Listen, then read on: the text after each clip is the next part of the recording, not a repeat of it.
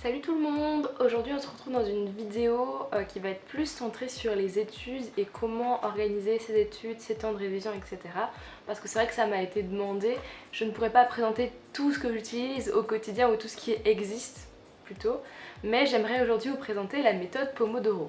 En fait c'est une méthode de gestion de son temps qui a été développée par Francesco Cirillo, j'espère que je le prononce bien, dans les années 80. En fait cette méthode elle va vous permettre d'apprendre à gérer votre temps et d'utiliser de manière optimale, de pas juste se dire je travaille 2 heures mais au final sur les 2 heures avoir fait que 15 minutes de vrai travail approfondi. Ça aide à ce que notre travail, notre temps de travail soit efficace et vous allez comprendre pourquoi après. Juste avant de commencer, n'oubliez pas de vous abonner à la chaîne, de mettre un petit like et de me rejoindre sur mes différents réseaux sociaux que je mettrai juste ici. C'est parti!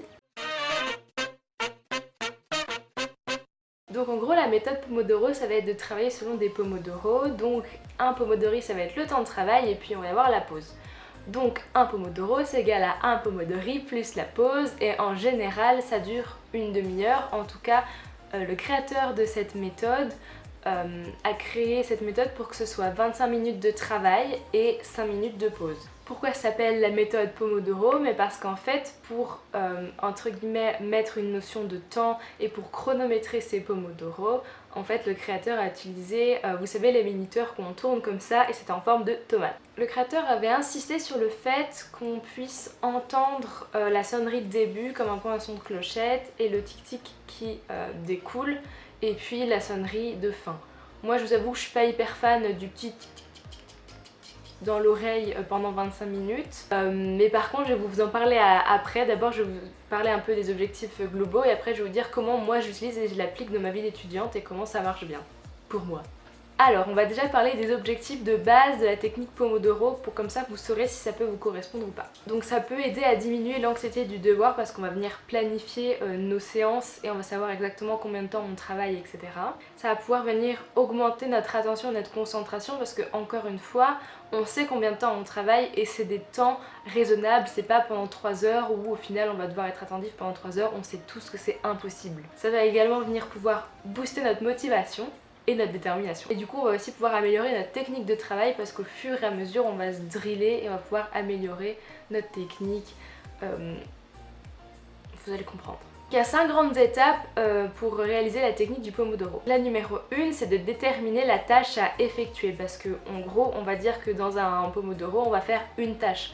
Ça sert à rien de se ça ne sert à rien de se surcharger de tâches et de vouloir faire trop de tâches pendant un Pomodoro. Au final, ça va faire l'effet inverse et augmenter notre stress alors qu'un Pomodoro égale une tâche. Comme ça, on est tranquille. Il faut donc mettre un minuteur qui dure 25 minutes, comme ça, ça nous indique à la fin des 25 minutes, c'est la pause. Donc on travaille, étape numéro 3, on travaille sur la tâche pendant 25 minutes et c'est important pour le créateur de voir le temps passer. Lui, c'était au niveau auditif.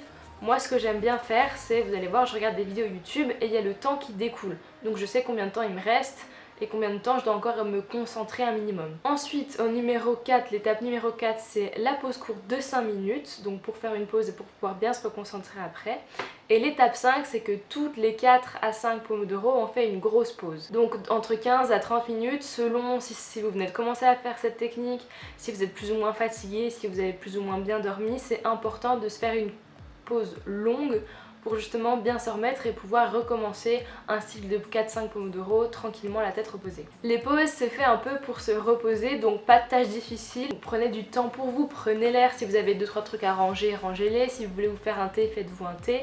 Enfin voilà, ça doit pas être une pause contrainte, ça doit vraiment être une pause pour laisser votre cerveau tranquille et pour pouvoir justement être bien concentré à la prochaine étape. Ce qui est conseillé c'est que donc vous savez qu'à l'étape 1, on va définir la tâche qu'on fait pendant le Pomodoro. Donc ce qui est bien, c'est de se faire soit une liste papier, soit un Excel, etc. pour organiser nos Pomodoro.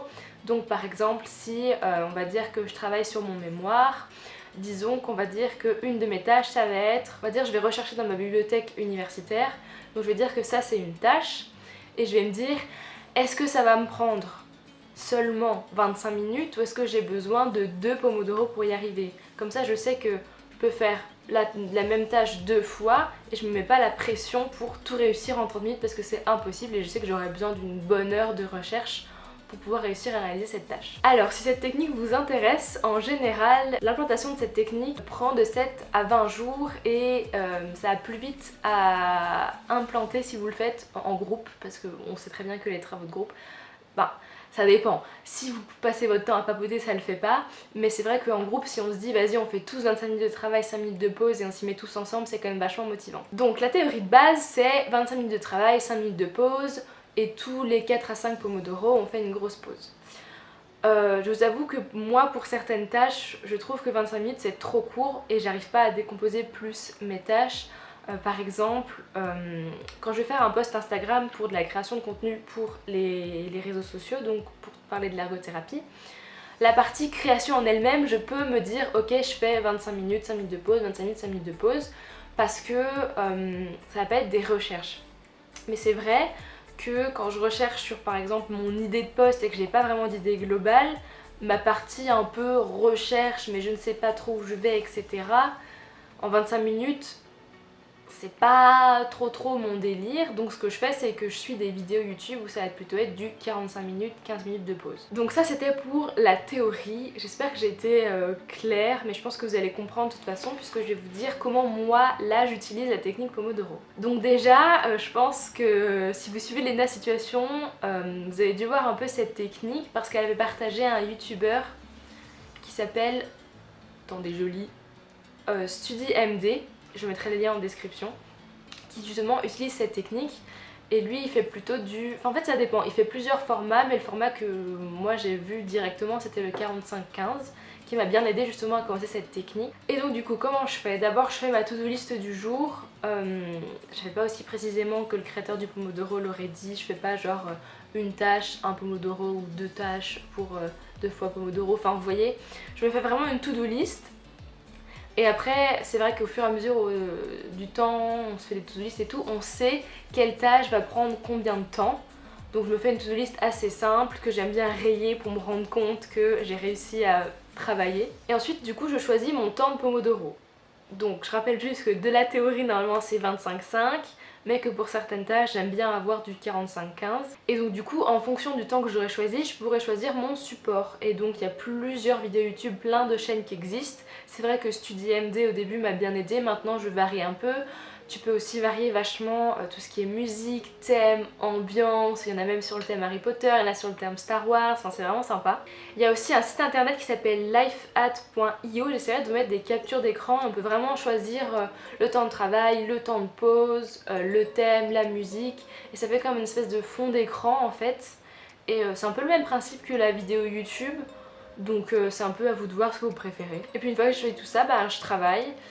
J'oublie pas de bien respecter les pauses, donc en faisant donner le ding, parce que oui sur les vidéos YouTube il n'y a pas le du minuteur là qu'on remonte comme ça, mais c'est vrai qu'il y a toujours les sonneries pour dire ah ça commence et c'est hyper important pour structurer, et ah ça termine, là c'est la pause. Même souvent sur les vidéos YouTube, ce qu'ils font c'est que la musique pour travailler est différente de la musique de pause. Comme ça on se confond pas, c'est bien structuré, etc. Et surtout, j'oublie pas de faire des pauses plus longues entre chaque session. C'est vrai que moi au bout de 2 heures, 3 heures de travail, je commence à me dire faudrait peut-être faire une pause. Je respecte pas non plus au carré la méthode. Mais c'est vrai que ça m'aide pas mal quand j'ai aucune motivation. J'ai l'impression que je vais pas réussir à travailler et tout. Je me dis bon ok. Déjà j'ai peut-être commencé par 25-5, comme ça si j'arrive à faire 2 fois 25-5, j'arriverai à me mettre dedans et j'arriverai comme ça à travailler en matinée et puis comme ça l'après-midi ça ira mieux, vous voyez. Donc bah écoutez, c'est tout pour moi pour cette technique, cette méthode du Pomodoro. J'espère que ça vous aura aidé. N'hésitez pas à me dire si vous faites cette technique ou si vous comptez essayer. Je vous mettrai 2-3 liens que j'aime bien utiliser sur YouTube et le lien du site lifehat.io si ça vous intéresse. Donc bon courage, bonne révision et puis à la prochaine. Salut!